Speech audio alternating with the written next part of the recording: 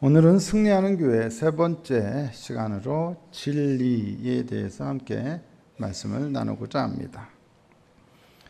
우리의 삶이 싸움이요, 전쟁이라는 것은 누구나 다 잘 압니다.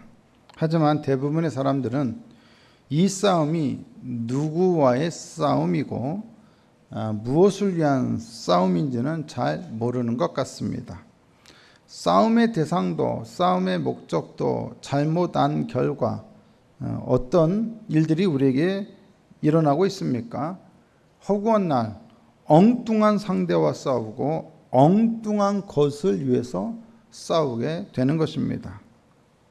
대부분 우리가 살면서 싸우는 대상은 누구입니까? 사실은 지금 우리가 주로 싸우는 대상들은 우리가 사실은 싸우지 말아야 할 대상들입니다. 남편은 아내와 싸워야 합니까? 아내는 남편과 싸워야 합니까? 부모와 자녀가 싸워야 합니까? 형제가 더불어 싸워야 합니까? 아니면 이웃과 이웃이 더불어 싸워야 합니까?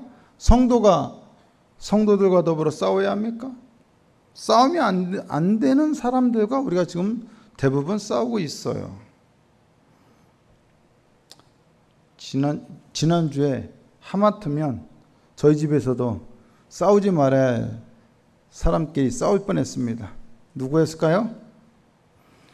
오해하지 마세요. 우리 부부는 절대 안 싸웁니다. 저하고 저 딸하고 싸울 뻔했습니다. 제가 참았습니다. 여러분, 흉악한 범죄자와 싸우는 것도 아니고 우리나라를 쳐들어오는 적군과 싸우는 것도 아니고 사회 정의를 어지럽히고 약한 자들을 괴롭히는 악한 사람들과 싸우고 있는 것도 아니에요.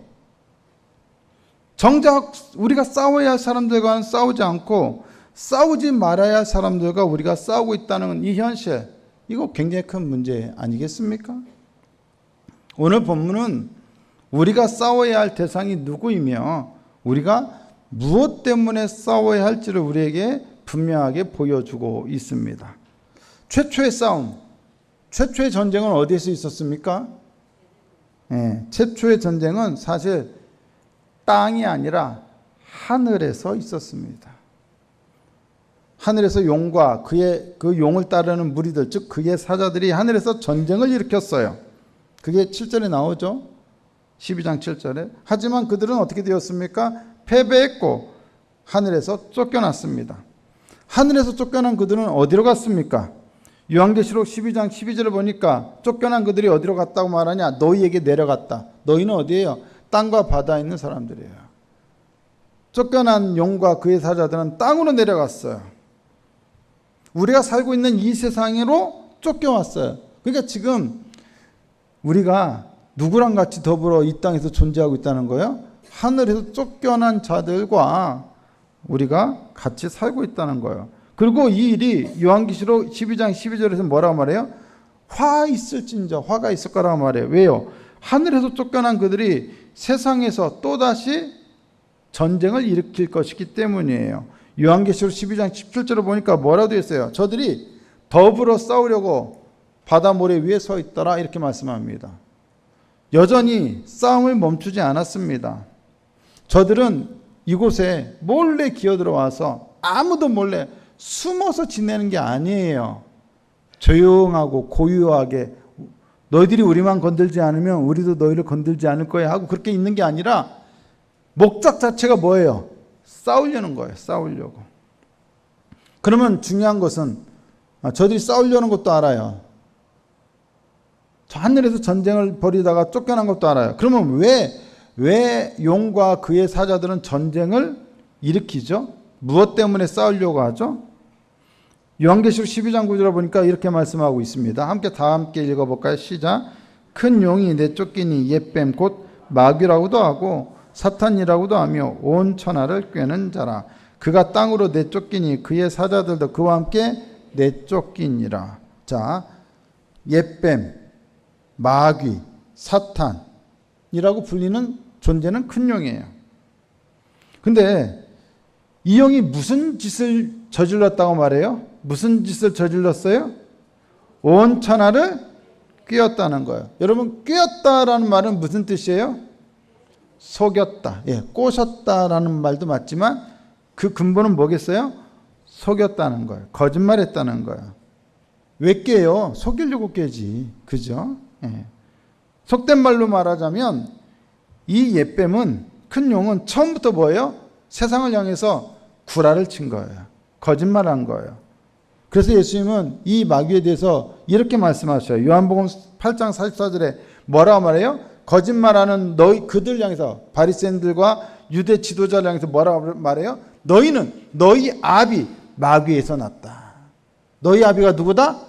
마귀라는 거예요. 근데 그 마귀는 처음부터 살인한 자고 처음부터 뭐 하는 사람이에요? 뭐 하는 존재예요? 거짓말쟁이이고 거짓의 아비예요. 여기서 우리는 우리의 싸움의 대상이 누구이며 무엇 때문에 우리가 싸워야 하는지를 분명하게 알 수 있습니다. 우리가 싸워야 할 대상은 누구일까요? 네, 마귀죠. 어떤 마귀? 꿰는 마귀. 온 세상, 온 천하를 꿰는 마귀. 즉 우리를 속이려 하는 마귀와 우리가 싸워야 돼요. 그러면 왜 싸워야죠? 왜 싸워야죠? 속지 않기 위해 싸워야 돼요. 달리 말하면 진리를 위해서 싸워야 돼요. 진리를 위한 싸움, 진리와 거짓의 싸움은 인류가 탄생한 때부터 시작되었습니다. 요한계시록 우리가 오늘 본문으로 읽지는 않았습니다만 요한계시록 1장부터 6장까지는 한 아이를 낳으려는 여자와 그 여자가 낳은 아기를 삼키려는 용의 이야기가 나옵니다. 용은 뱀이기도 하죠. 그러니까 이 이야기는 뱀과 여자의 이야기예요. 혹은 여자와 뱀의 이야기예요.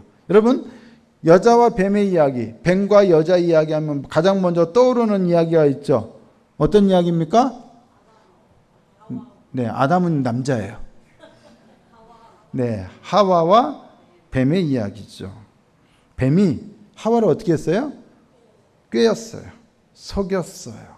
이거 먹으면 눈이 밝아질 거야. 하나님같이 될 거야. 죽지 않아. 죽지 않아요. 하면 속였어요.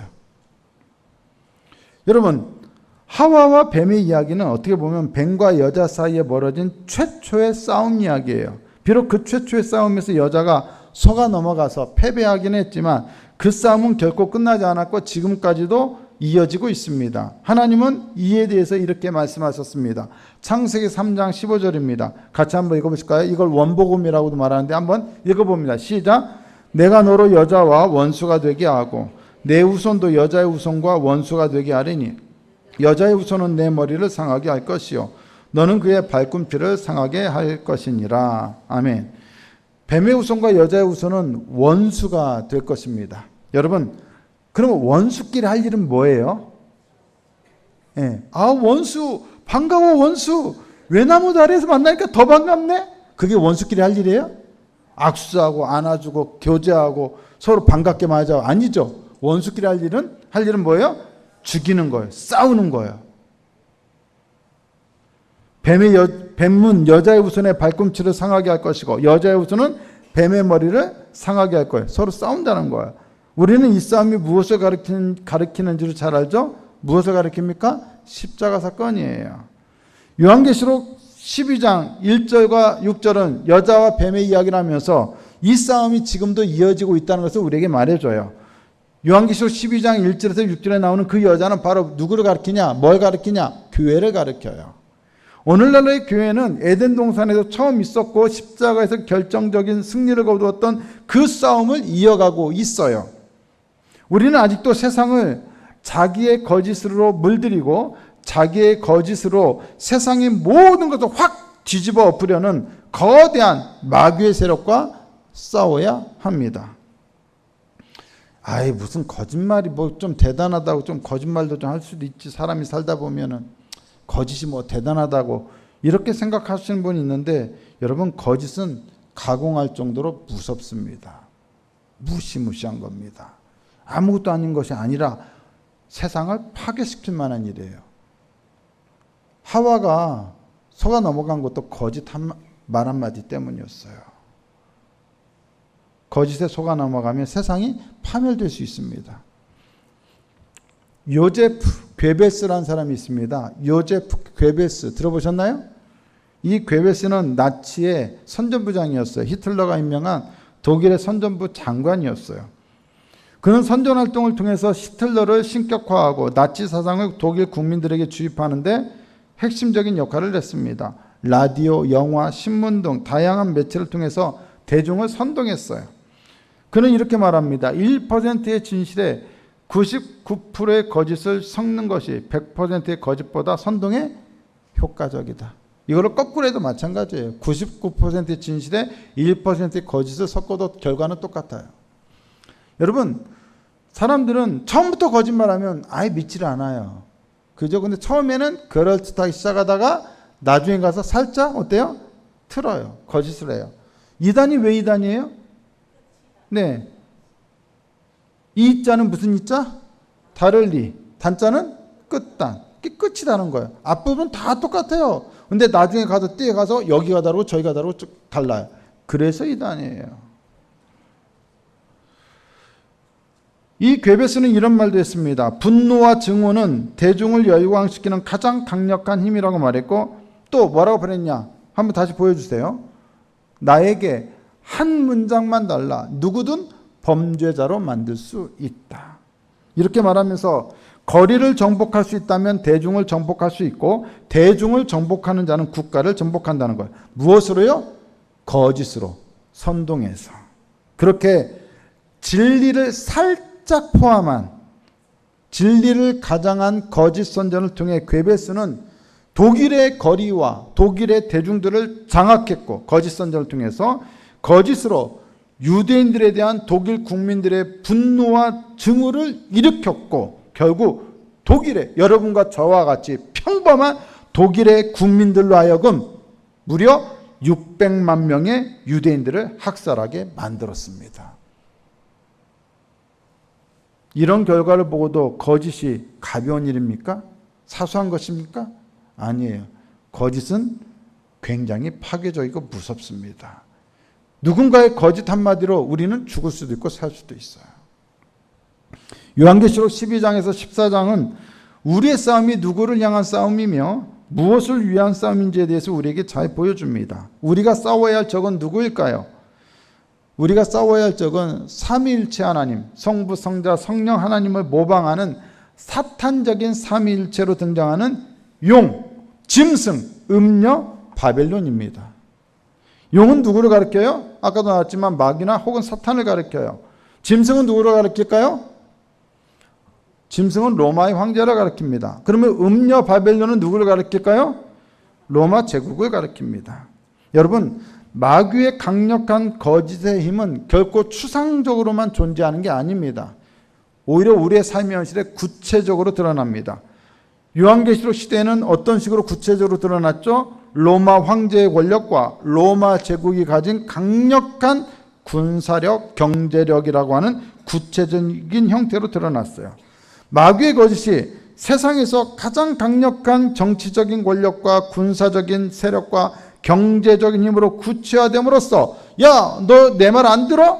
이게 진짜야. 이걸 믿어. 하고 강요하는데 안 믿는 사람들은 그것을 통해서 어떻게 했어요? 억압하고 핍박하고 학대했어요. 거짓을 받아들이라고 요구했어요. 사람들을 속이기 위해서라면 무슨 짓이든 저질렀어요.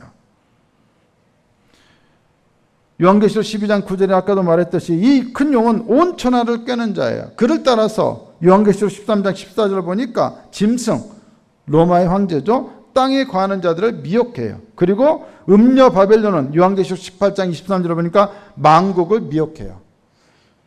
다들 로마 제국이 너무 대단하고 힘이 너무 강력하니까 주변의 모든 나라와 도시들이 다 로마를 따라요.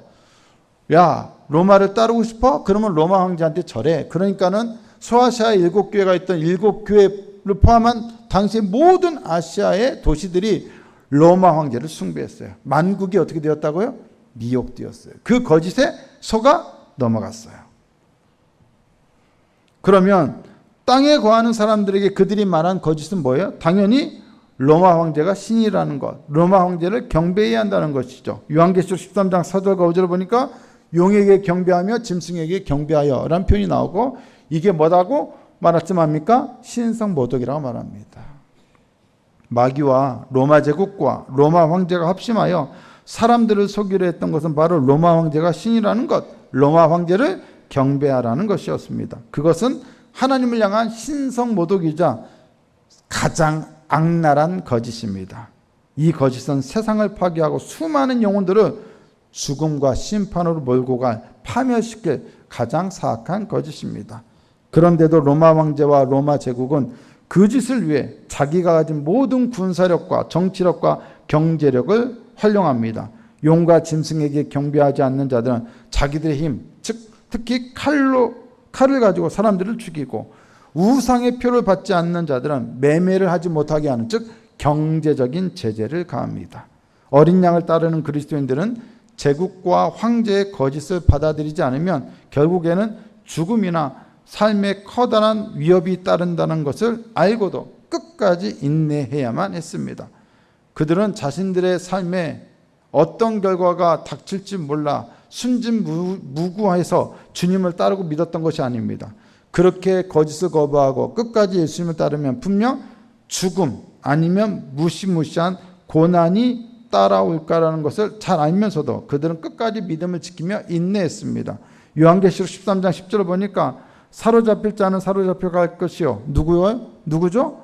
진리를 끝까지 지키는 자, 거짓을 거부하는 자. 칼에 죽을 자는 마땅히 칼에 죽을 것이니 다 사로잡혀가거나 죽습니다. 하지만 성도들의 인내와 믿음이 여기에 있다라고 말씀합니다. 끝까지 인내하고 믿음을 지켰습니다. 그러면 이렇게 큰 고난이 임할 거고 죽을 수도 있는데 굳이 그렇게까지 해야 하나? 적당히 타협하면 안 되나? 그냥 마음으로만 믿고 겉으로는 믿는 척 해주면 되지 않나? 하고 생각할 수도 있을 것입니다. 하지만 여러분 기억하십시오. 진리와 거짓의 싸움에는 결코 타협이란 있을 수 있다 없다? 없다는 것입니다. 이 싸움에는 결코 어떠한 타협이나 중립적인 입장이 허용되지 않습니다. 하나님의 진리와 짐승의 거짓 사이에 타협이란 절대로 불가합니다. 열왕기상 18장 21절을 보면 엘리야가 바알과 하나님 사이에서 머뭇거리는 백성들에게 뭐라고 말해요? 야, 너희들 언제까지 머뭇거릴 거야? 바알이면 바알에게 가고 하나님이면 하나님께 오란 말이야. 엘리야는 결코 너희들이 하나님께는 차마 못 오더라도 바알에게도 가지 않으니까 차라리 머뭇하니까 다행이다. 그럼 하나님을 선택 못하겠으면 바알에게도 선택하지 말고 그냥 거기 있어. 이런 식으로 말하지 않았어요. 오히려 머뭇거리는 자들에게 하나님 아니면 바알 선택하라고 했어요. 여러분, 세상에 살면서 하나님과 진리의 문제 그리고 거짓의 문제에 있어서는 이것도 저것도는 존재하지 않아요. 반드시 무엇만 존재해요? 이것이냐 저것이냐만 있어요.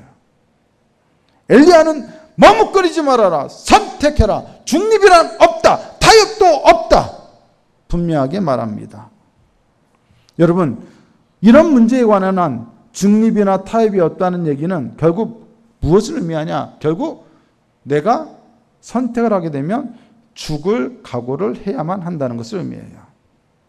초대교회 성도들은 죽을 각오를 하면서 끝까지 진리의 길을 따랐습니다. 죽는 순간까지도 우상 숭배적인 폭력적인 로마 제국의 요구에 굴복하거나 타협하지 않고 어린 양의 충성된 증인으로 남았습니다. 진리의 문제를 놓고 하나님의 교회와 세상의 로마 제국은 끊임없이 충돌했으며 그것은 여자와 뱀의 싸움의 연속이었습니다. 이 싸움에서 그리스도인들은 반드시 이겨야만 했습니다. 그리고 이 싸움에서 이기는 것이야말로 그리스도인들이 종말론적 목적지에 다다를 수 있는 유일한 길이었어요. 요한계시록 21장 6절과 7절을 보면 뭐라고 말합니까? 나는 알파와 오메가의 처음과 마지막이라 내가 생명수 샘물을 목마른 자에게 값없이 주리니 누구에게? 이기는 자는 이것들을 상속으로 받으리라. 무엇을 상속으로 받습니까? 하나님의 나라와 영원한 생명을 누구만? 이기는 자만 상속받습니다. 머뭇하는 사람? 중립적인 입장에 있는 사람? 타협하는 사람? 아닙니다. 누구만? 이기는 사람만. 누구를 선택한 사람만? 바알이 아닌 하나님만을. 짐승이 아닌 누구만을? 예수만을.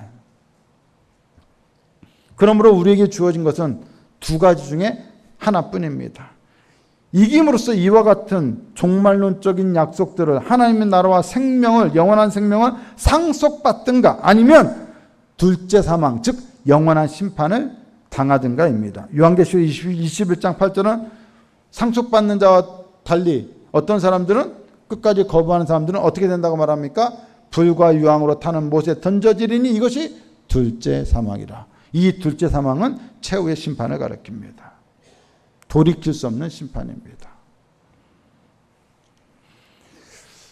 이렇게 말하니까 감사하다.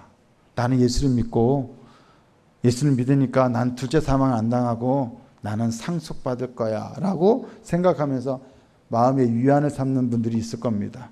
만약에 그런 위안을 삼는다면 그런 믿음이 있기 때문이겠죠. 좋은 일입니다. 하지만 그럼에도 불구하고 오늘 우리가 이 말씀을 통해 생각해 봐야 할 여지가 있습니다. 우리는 속지 말아야 돼요. 내가 예수를 믿고 있다고는 해도 내가 예수를 믿는다는 고백이나 내가 예수를 믿는다는 나의 믿음이나 생각이 내 삶에도 그대로 반영되고 있다는 것은 전혀 사실이 아닐 수 있다는 거예요. 예수를 믿고 있기 때문에 우리가 거짓을 따르지 않고 진리를 따르고 있다라고 말하기가 어려울 때가 참 많다는 거예요. 여러분, 마귀가 왜 하늘에서 전쟁을 일으켰을까요? 최초에 전쟁을 왜 일으켰을까요? 마귀가? 네. 요한복음 8장 44절 아까 다시 보면 뭐라고 말하냐? 너희 아비의 욕심대로 너희가 행하고자 하느니라. 그러니까 마귀가 최초의 전쟁을 일으켰던 이유는 뭐 때문이다? 욕심 때문이다. 그 욕심은 뭐다? 자기가 하나님처럼 되고 싶었던 거예요. 하나님처럼 되고 싶은 욕심 때문에 마귀는 거짓의 아비가 되었어요. 속였어요. 자기가 하나님이 될 수 있다라고 스스로를 속였고 그걸 믿고 하나님께 도전장을 내밀었어요. 그리고 하와도 속였어요. 여러분, 그런데요, 이런 일이 마귀에게만 일어나지 않습니다. 야고보 사도는 우리에게 이렇게 말씀합니다. 야고보서 1장 14절 15절입니다. 함께 읽어보실까요? 시작. 오직 각 사람이 시험을 받는 것은 자기 욕심에 끌려 미혹됨이니 욕심이 잉태한 적 죄를 낳고 죄가 장성한 적 사망을 낳느니라. 여러분, 우리는 미혹될 수 있어요. 속임을 당할 수 있다는 거예요. 거짓에 넘어갈 수 있다는 거예요. 근데 무엇 때문이라고요? 욕심 때문이죠. 마귀에게만 욕심이 있는 게 아니라 오늘 우리들에게도 욕심이 있어요. 거짓의 동기는 다른 게 아니라 욕심이에요. 욕심 때문에 우리는 쉽게 거짓에 미혹될 수가 있어요. 여러분, 우리는 솔직할 필요가 있어요. 무엇에 대해 솔직해야 하느냐? 우리가 입으로 고백하는 가치와 우리가 몸으로 욕망하는 가치가 항상 일치하지 않다는 것을. 믿음으로는 내가 예수가 주이십니다 하지만 내 몸으로는 가이사가 주라고 고백하는 세상을 얼마든지 욕망할 수 있다 없다? 있다. 여러분, 우리를 규정하는 것은 우리가 생각하거나 말하는 것이 아니라 우리가 욕망하는 것입니다. 우리의 생각이 우리를 만드는 것이 아니라 우리가 욕망하는 것이 우리를 만듭니다. 우리가 아무리 하나님에 대해서, 아무리 성경에 대해서 많은 지식이 있다 하더라도 그 지식을 가지고 나 자신을 내세우고 싶은 마음, 내 지식을 자랑하고 싶은 마음이 있다면 아무리 하나님과 말씀에 대해서 많은 것을 말하고 알고 있다 할지라도 하나님이 내 주인이 아니라 내가 자랑하고 싶은 그 지식, 나의 교만이 나의 실제적인 주인이 되는 것입니다.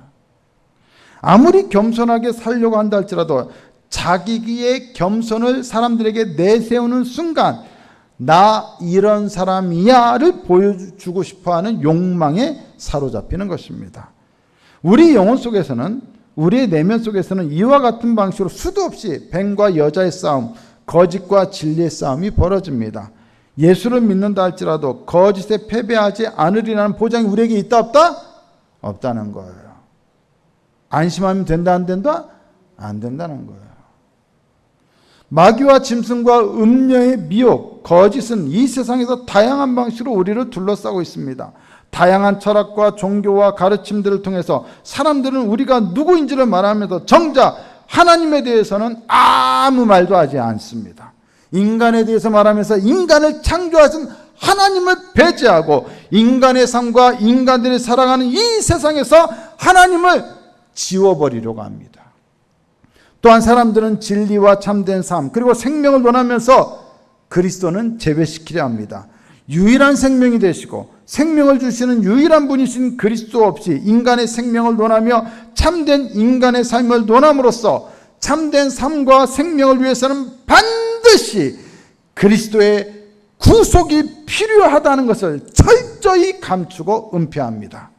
또한 인간의 힘과 지혜 그리고 낙관적이고 밝은 인류의 미래를 말하면서 교회와 세상 가운데서 일하고 계신 성령의 역사를 무시합니다. 무신론적인 과학에 기대어 인류는 어쩌다가 진화에 의해서 창조되었고 어쩌다가 운명의 힘에 이끌려 살아가면서 자신의 힘과 지혜와 지식과 가능성을 발휘하며 희망찬 미래를 만들어가고 있다고 주장하며 사람들의 영혼과 인류 역사 가운데 일하시는 성령의 역사를 부정합니다.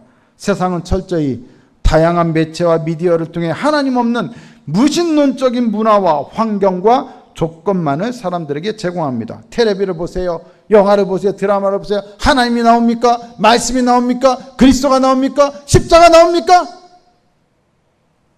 그런 문화 속에서 교육받고 그런 세상의 거짓에 속아 넘어간 사람들은 장차 자라서 칼 마르크스와 프리드리히 니체와 지금은 또 프로이드와 같이 하나님은 죽었다고, 하나님은 존재하지 않는다고, 하나님은 단지 인간 심리의 투영에 불과하다라고 주장하게 될 것입니다. 그리고 오직 물질만이 중요하기 때문에, 자기의 욕구가 중요하기 때문에 영혼이나 영원한 생명이나 하나님 나라 그런 것은 다 필요 없고 오직 물질을 위해, 오직 너의 욕망 충족을 위해 살라며 거짓의 아비처럼 우리를 속이게 될 것입니다.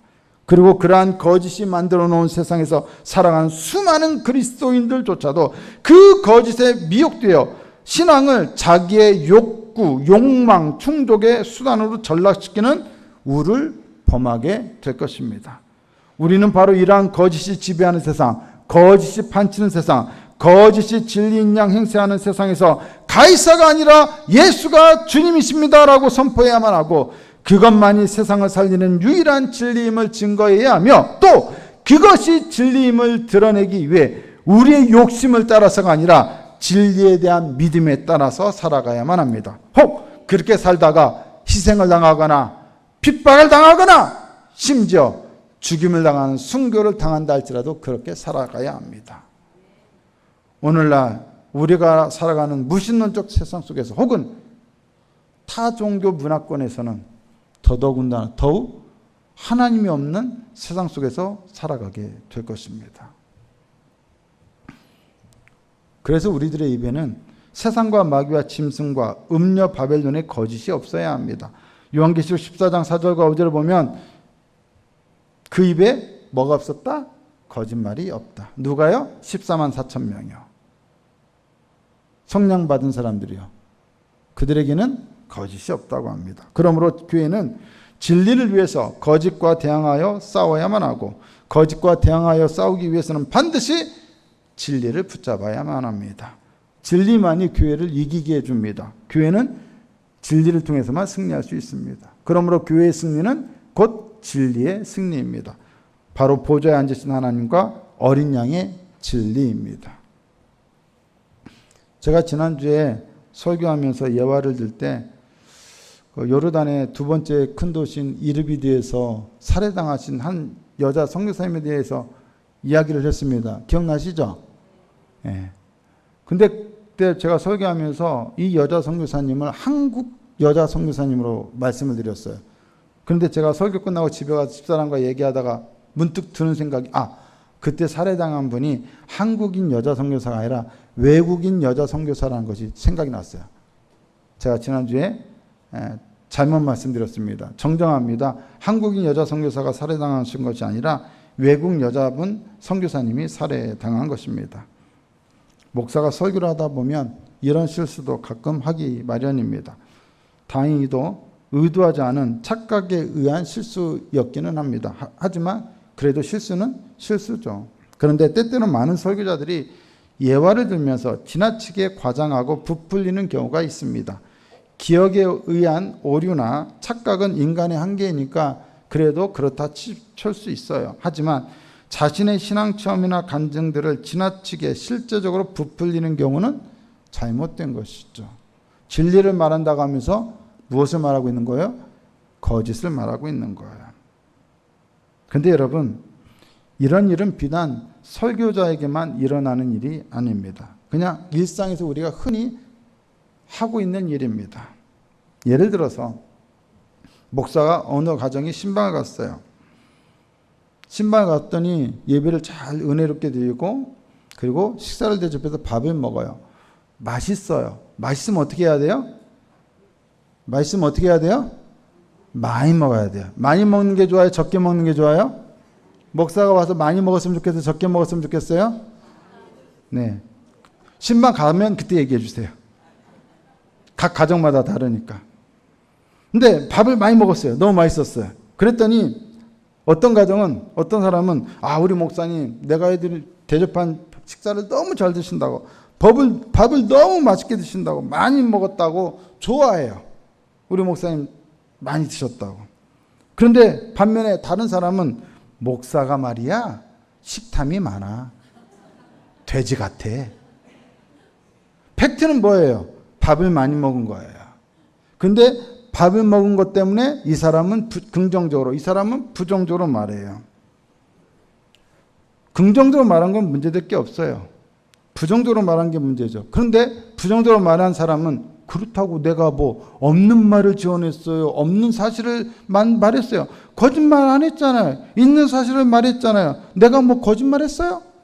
여러분, 있는 사실을 말했기 때문에 이 사람은 거짓을 말한 게 아닙니까? 아니에요. 아무리 없는 사실을 말한 게 아니라 할지라도 이 사람은 거짓을 말한 거예요. 왜 그럴까요? 왜 그럴까요? 이 사람은 목사가 밥을 많이 먹었다는 팩트를 말하고 싶었던 것이 아니라 목사가 자기 마음에 안 든다는 것을 말하고 싶었던 거예요. 그러니까 팩트 뒤에다가 뭘 숨긴 거예요? 사실은 자기의 부정적인 마음을 숨긴 거예요. 팩트를 말했다라고 그게 진리가 아니에요, 여러분. 그 말 속에 교묘하게 숨겨놓은 의도가 있어요. 그 의도를 숨겼기 때문에 그거는 진리를 말한 게 아니라 뭐예요? 사실상 거짓이에요. 그런데 우리가 그런 일들이 일상에서 너무 많이 벌어지고 있다는 거예요. 사람들에게 매우 예의 바르고 깍듯하게 행동할지라도 마음속으로는 그 사람을 우리가 경멸할 수 있고 무시할 수 있고 그 사람에 대하여 내가 교만한 마음을 얼마든지 품을 수 있어요, 없어요? 있어요. 내가 예의 바르게 했잖아요. 나 깍듯하게 했잖아요. 그렇다고 해서 그게 진리는 아니라는 거예요.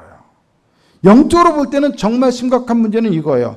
우리가 하나님을 믿는다고, 하나님을 믿는다는 그 믿음 뒤에 사실상 우리가 믿음은 앞에 딱 내어놓고 나 예배드리러 왔어요, 나 기도해요, 나 성경도 읽어요, 나 봉사도 해요, 헌신도 해요.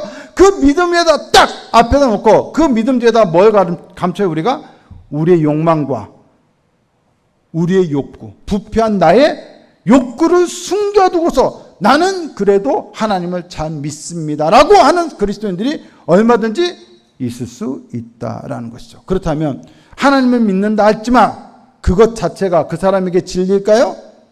내 부정적인 욕망을 숨겼기 때문에 그거는 거짓이에요. 우리는 그런데 그런 거짓에 수도 없이 기만당해요. 나는 그래도 하나님을 믿잖아. 아이고 내가 이런 기도하는 거는 하나님께서 내게 기도하라고 하신 거야.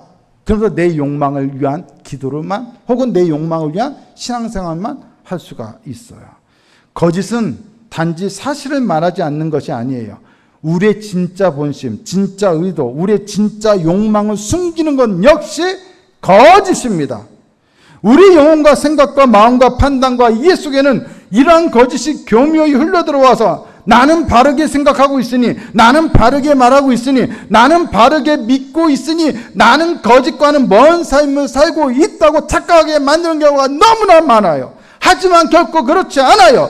우리 속에는 우리도 모르는 사이에 가만히 들어온 거짓이 있어요. 가이사를 따르고자 하는 욕망, 세상을 추구하고자 하는 욕망이 예수를 믿는 신앙으로 변장하여 숨어 들어와 있는 경우가 너무도 많다는 거예요. 때문에 예수를 믿는다 하면서도 가이사와 세상을 따르는 사람처럼 보이는 경우가 너무도 많이 교회에서 보이게 되는 거예요. 많은 성도들에게서 그런 모습이 보이게 되는 거예요. 우리가 추구해야 할 참된 진리란 단지 입으로만 예수가 주님이십니다 라고 선포하는 것에 그치는 것이 아니라 우리의 영혼과 마음과 삶이 그 선포에 일치되게 살아가는 것이어야 돼요. 예수를 믿는다 하면서 우리 몸이 세상을 욕망하는 것이 아니라 우리의 입 위의 고백과 더불어 우리의 몸도 예수를 욕망해야 돼요. 거짓에 대항한 싸움은 진리에 대한 명제로 싸우는 것이 아니라 내가 이렇게 고백했으니, 내가 이렇게 선포하고 있으니, 내가 이걸 알고 있으니, 내가 이렇게 이해하고 있으니 그런 것으로 싸우는 것이 아니라 진리를 위한 성도들의 믿음과 인내, 즉 삶을 통해 싸우는 거예요. 진리를 위한 싸움이란 바로 그런 것을 의미합니다. 마치 로마 제국과 로마 황제가 초대교회 성도들에게 그랬듯이 이 진리를 위해 싸우는 우리들을 이 세상이 죽일 수는 있을지 몰라요. 하지만 결코 이 진리를 위한 우리의 희생과 우리의 증거는 막지 못할 것입니다. 우리의 믿음과 인내, 희생과 증거를 통해 드러내는 하나님과 어린 양의 진리의 힘은 세상의 폭력적이고 물리적이고 제국적이고 군사적인 권세를 능가합니다. 하나님의 진리는 반드시 승리하게 될 것입니다.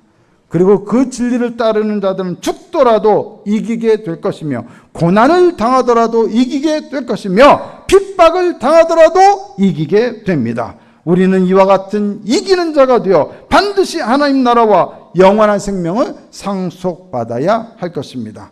우리는 멸망이 아닌 이와 같은 구원을 위해 하나님과 어린 양의 진리로 부름받았습니다. 그 진리를 위해 싸우라고 부름받았습니다. 성도 여러분, 내가 예수를 믿고 있다고 그것으로 안심하지 마시고 내가 정말로 예수 그리스도의 진리와 하나님의 구원과 하나님 나라를 내 몸으로 욕망하고 있는지를 한번 돌아보셔야 합니다. 내 입의 고백과 나의 욕망이 일치할 때 그게 바로 진리가 되는 것입니다. 예수를 믿는다는 우리들이 그렇지 못할 때가 많이 있으면 우리는 하나님 앞에서 인정해야 합니다. 그러므로 사랑하는 성도 여러분, 아무리 어렵더라도 우리는 하나님과 어린 양의 진리를 위해 싸워야 합니다. 거짓에 굴복하여 그 싸움을 포기하지 않는 것 자체가 바로 우리의 승리입니다. 처음부터 싸워보려고도 하지 않는 사람들에 비해서 비록 패배도 하고 무릎도 꿇고 실패도 할 수 있어도 이 싸움을 포기하지 않는 것 자체가 이미 우리에게 승리입니다. 그리고 그렇게 싸우려 하는 사람들을 성령께서는 끝까지 붙드셔서 결국 어디까지? 하나님 나라의 문까지 우리를 이끌고 가시고 영원한 나라를 상속받게 해주실 것입니다. 하나님께서 우리를 도우실 겁니다. 이 진리를 위한 우리의 싸움을 도우실 것입니다. 그리고 결국 승리케 하실 것입니다. 기억하십시오. 이 진리를 위한 싸움이 바로 교회의 승리입니다. 우리가 이 진리를 위해 싸우고 있다면 우리 교회는 승리하고 있는 교회입니다. 성도 여러분 모두가 이 진리를 위하여 싸우시고 승리하는 복된 성도가 되고 그리하여 이기는 자에게 주어지리라 약속하신 하나님 나라를 상속받는 상속자들이 되실 수 있기를 예수님의 이름으로 축복합니다.